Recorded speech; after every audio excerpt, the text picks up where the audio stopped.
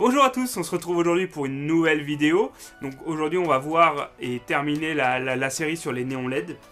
Donc on va terminer avec le néon LED flexible Dome RGB.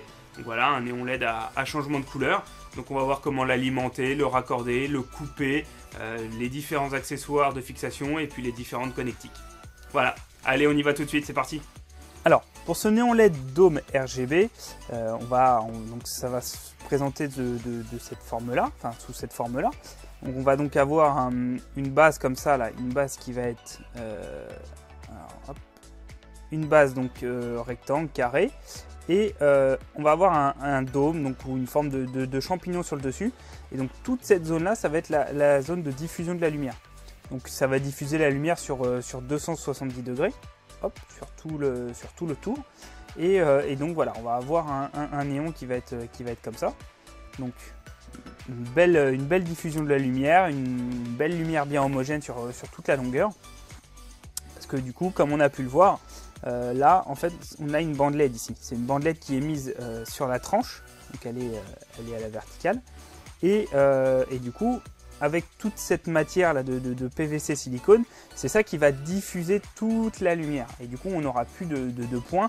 On va vraiment avoir cet effet néon. Donc là, on est sur un modèle RGB. Faut savoir aussi que ça existe en RGBW, RGBWW. Donc ça, c'est RGB, c'est changement de couleur et un vrai blanc. On va aussi l'avoir en mode pixel, où là, on va pouvoir contrôler point par point, on va pouvoir contrôler LED par LED. Donc voilà les différents modèles de néon LED Dome. Donc celui-ci, comme on le voit, il se coupe tous les 10 cm. Donc là on va avoir, on a ici là les traits de coupe.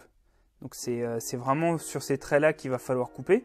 Donc pour couper le néon LED, voilà, on peut utiliser un coupe-tube, hein, ça fait grandement l'affaire. Voilà, il suffit juste de se mettre hop, sur le trait et puis de faire une coupe, voilà, une coupe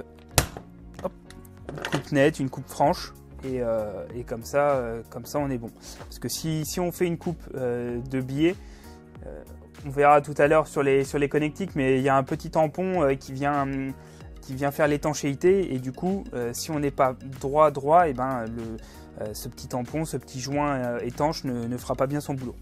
Donc on a vu là le trait de coupe, mais on voit aussi un 0102. Ça veut dire quoi? 0102, ça va vous permettre d'identifier quelle connectique va aller où. Je m'explique. Donc là, comme on voit sur la tranche, le ruban LED il n'est pas centré dans le néon, il est d'un côté ou de l'autre. Donc en fonction de l'extrémité qu'on va avoir, eh bien il y a un sens, et donc ce sens est identifié à, comme on le voit, 01 ou 02. Donc il y a une petite notation sur les connectiques. Hop, ici on voit 02 par exemple. Donc 02, il va falloir que je la mette pour être compatible avec un 02. Voilà, bon, ça on va voir tout à l'heure quand on installera les connectiques sur le néon. Donc il faut savoir que c'est un néon qui fonctionne en 24 volts. Généralement on peut retrouver la tension là sur la longueur, bon pas sur cette petite section, mais enfin voilà, ça fonctionne en 24 volts. Donc ça se coupe tous les 10 cm, et on est vraiment sur un produit premium, on est vraiment sur un néon haut de gamme. Il est résistant, il résiste aux UV, donc il va pas jaunir au fil du temps au soleil. Il résiste au sel, donc à l'iode, donc il peut très facilement s'installer sur les bords de mer par exemple. Il va résister aux produits chimiques, il va résister aux flammes, donc voilà, il résiste aussi à l'écrasement. Donc bon, sur certains critères, il peut être installé au sol.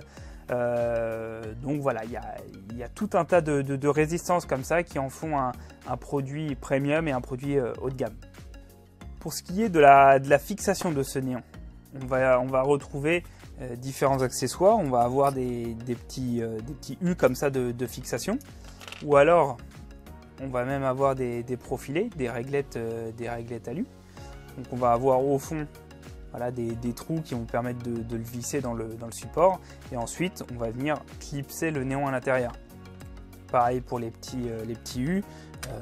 Voilà, on vient visser les U dans le support et puis après on vient mettre le néon à l'intérieur de cette façon.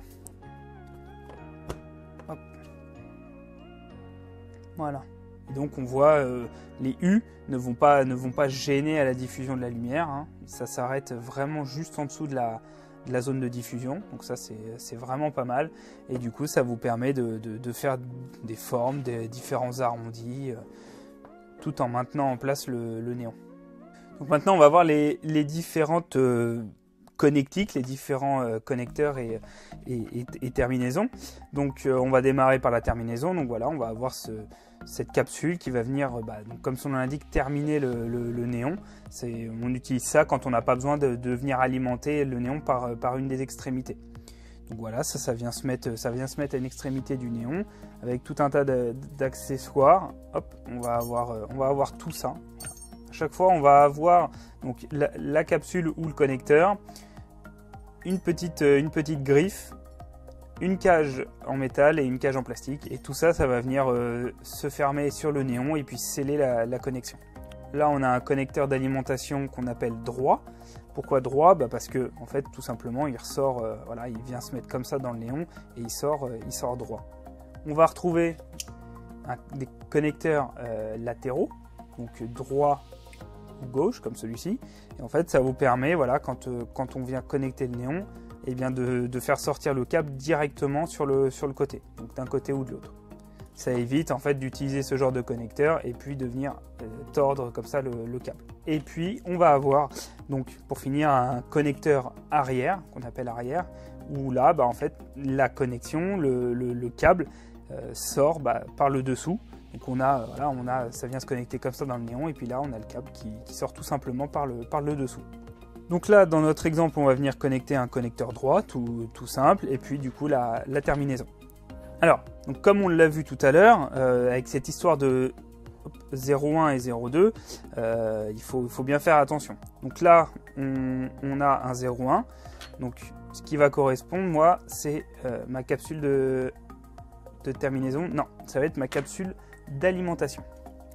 Mon connecteur d'alimentation, hop, on voit qu'il est en 0,1 et du coup en fait on voit très bien que c'est ce qui va venir se mettre en fait. Les petits contacteurs là, les petites lames de contact sont bien du côté du ruban LED. Voilà, on voit que c'est du bon côté, donc ça c'est bon. Donc ensuite, ce qu'il va falloir faire, c'est donc à l'aide d'une petite lamelle de plastique par exemple, il va falloir venir écarter à l'intérieur la bande LED. Parce que là, en fait, on voit qu'on va avoir une petite languette en plastique et le ruban LED. Donc il va falloir venir entre les deux pour faire l'espace et ensuite détacher tout ça pour pouvoir glisser les petits contacteurs qui sont sur le connecteur. Les petites lamelles de contact. Hop, voilà. Une fois que c'est ouvert, on n'oublie pas de passer la petite cage en plastique parce que c'est elle qui va venir refermer le tout. Donc on la passe et une fois qu'on a la place, on vient y glisser les petites lamelles de contact. Il faut faire attention de ne pas les tordre. Et une fois que c'est rentré, hop, on vient bien plaquer le petit tampon, le petit joint qui vient faire l'étanchéité. Voilà, une fois que c'est fait, on prend la petite griffe et là on voit ici il y a une petite encoche, là, un petit décroché. Donc on vient vraiment plaquer la petite griffe dessus comme ça. Et puis on vient refermer. Là il suffit juste de maintenir, de prendre la petite cage en métal et de tout simplement et logiquement venir la mettre comme ça, venir mettre le néon à l'intérieur. Là je vous montre sous un autre angle, voilà, comme ça. Et on la fait coulisser vers le haut, voilà. Et donc là, on a le néon qui est fermé, qui est scellé, la connectique ne bouge plus. Et donc pour finir le tout, on vient redéplacer la petite cage en plastique. Et voilà. Et là, on a une connexion étanche. Le tampon vient bien s'appuyer contre le néon, donc c'est complètement étanche. Donc maintenant on va faire la même chose de l'autre côté pour installer la capsule de terminaison. Donc on passe la cage en plastique, on vient écarter la bande LED qui est à l'intérieur pour pouvoir passer le connecteur. Voilà. On insère sa capsule.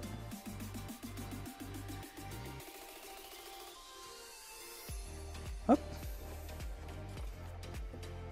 Voilà. Ensuite, on met la petite griffe. Pareil, comme tout à l'heure, on vient la plaquer dans son logement. Hop. On maintient le tout. On met la petite cage en métal. Et on referme avec la cage en plastique. Et voilà. Et donc là, on a un néon LED dôme, changement de couleur, RGB, qui est raccordé, qui est complètement étanche. Et du coup, ça peut tout à fait être installé en extérieur. Donc là, je vais raccorder ça au 24 volts et puis on va tester tout ça.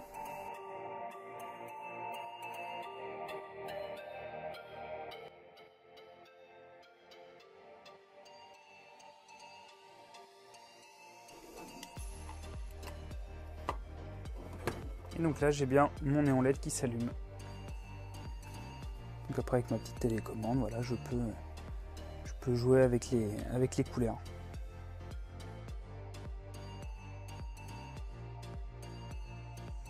Et bien voilà, on a coupé, on a raccordé et puis plus globalement on a fait un tour d'horizon sur le néon LED dôme RGB.